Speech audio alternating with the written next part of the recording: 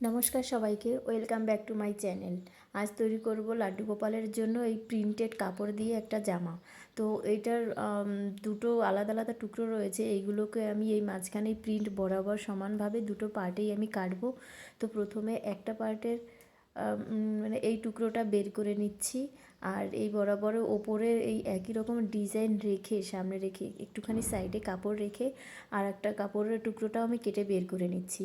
আর এই সেমভাবে এই টুকরো কাপড় থেকে ওই সেম প্রিন্টের মাঝখান দিয়ে কেটে নেব। আর উপরেও 1/2 ইঞ্চি কাপড়ের মতো রেখে এখান থেকেও কেটে নেব। তারপরে দুটো কাপড় বরাবর জয়েন্ট করে নেব।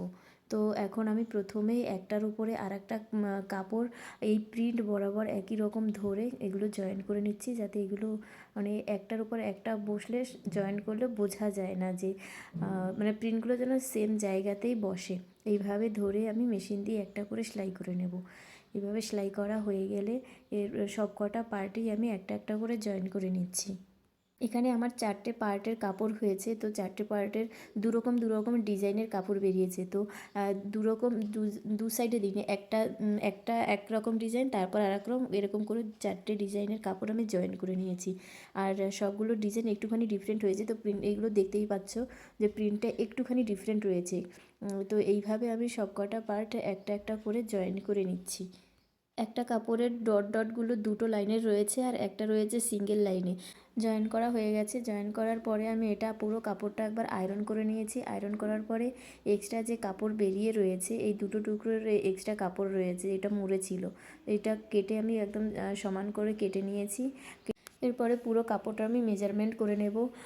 এর কাপড়ের চওড়াটা রয়েছে 4 ইঞ্চি, আর লম্বা রয়েছে 31.5 ইঞ্চির মতো। হ্যাঁ, 31.5 ইঞ্চি। এখন এই কাপড়ের 3টে সাইড আমি মুড়ব। তো 3 সাইডের এই সরু করে একদম লম্বা করে মুড়ে নেব।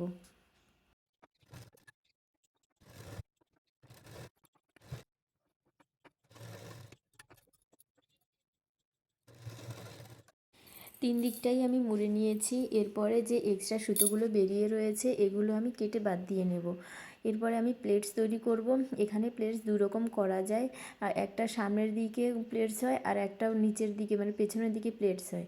তো আমার সাধারণত পেছনের দিকে প্লেটস যেগুলো রয়েছে সেইগুলো করতে সুবিধা হয়, তো এইভাবে আমি সেলাই করছি আর কি। তো পুরো কাপড়টায় এরকম আমি ছোট ছোট কুচি দিয়ে পুরো কাপড়টাই আমি সেলাই করে নেব। সবাইকে ভিডিওটি শেষ পর্যন্ত দেখার অনুরোধ রইল। পুরো কুচিটা আমার করা কমপ্লিট হয়ে গেছে। এরপরে আমার এই কোমরের পট্টি লাগাবো, এর জন্য নিয়ে নিয়েছি ছোট এক টুকরো কাপড়। আর এই কাপড়ের পট্টিটা এখন কোমরে বসাবো। এটা নিচের দিক থেকে আমি উপর দিকে ফোল্ড করে নেব। তো সেইভাবে সামনের দিকে এক্সট্রা একটু কাপড় নিয়ে উপরের দিকে ফোল্ড করেছি, আর পেছনের দিকেও সামান্য এক্সট্রা একটু কাপড় রেখে এটা ফোল্ড করে নিলাম সামনের দিকে।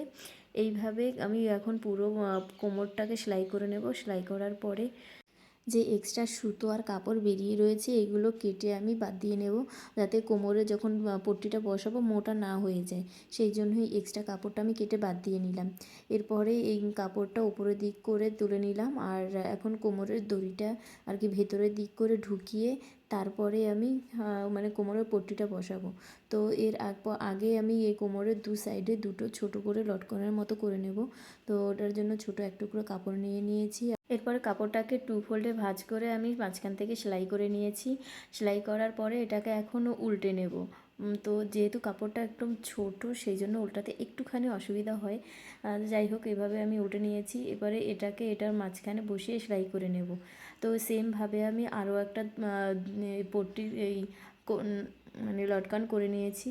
আর এরপরে এই লটকানটাকে মাঝখানে বসিয়ে আমি লটকান দড়ির দুটো সাইডে আমি এখন সেলাই করে নেব।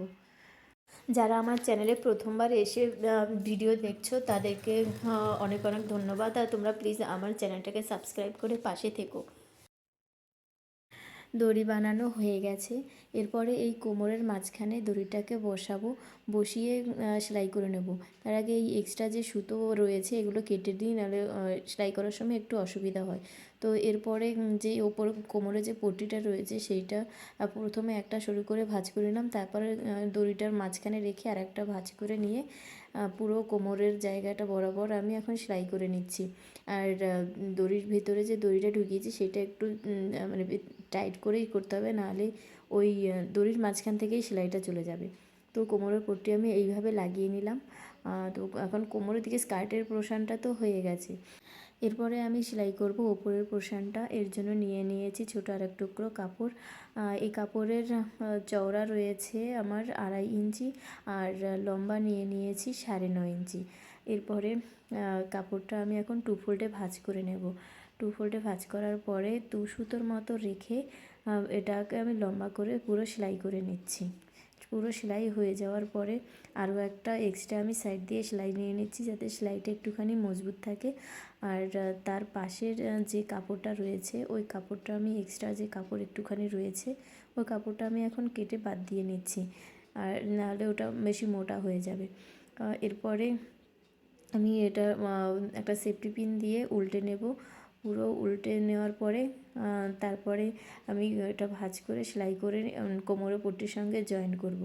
তো আমি উল্টেও নিয়েছি কাপড়টা। এখন এটার দুটো মাঝখান বরাবর ধরে নিচে একদম ফোল্ড করে নিয়ে নেব।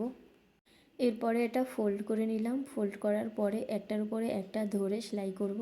তো এরপর একটার উপরে একটা ধরে আমি সেলাই করার জন্য এর 2 ইঞ্চি বরাবর একটা মার্ক করে নিচ্ছি। সেই মার্ক বরাবর আমি সেলাই করব। ওপরের পট্টিটাও আমার সেলাই করা হয়ে গেছে। এরপরে এক্সট্রা যে সুতো রয়েছে এগুলো কেটে বাদ দিয়ে নিলাম। এরপরে সেলাই করব এর যে কোমরের যে পট্টিটা রয়েছে এই পট্টিটার একদম মিডিল বরাবর ধরে, একদম মিডিল বরাবর, যাতে এইদিক ওইদিকে একটুখানি এক্সট্রা বেরিয়ে বা এক্সট্রা বড় ছোট না হয়ে যায় সেইভাবে। এরপরে এক্সট্রা যে সুতো রয়েছে সুতোগুলো কেটে বাদ দিয়ে নিলাম। আর এভাবেই তৈরি হয়ে গেল আমার লাড্ডু গোপালের সুন্দর একটা ড্রেস। আর জামার ম্যাচিংয়ে বানিয়ে নিয়েছি ছোট্ট একটা টোপর। তো কেমন হয়েছে অবশ্যই জানিও।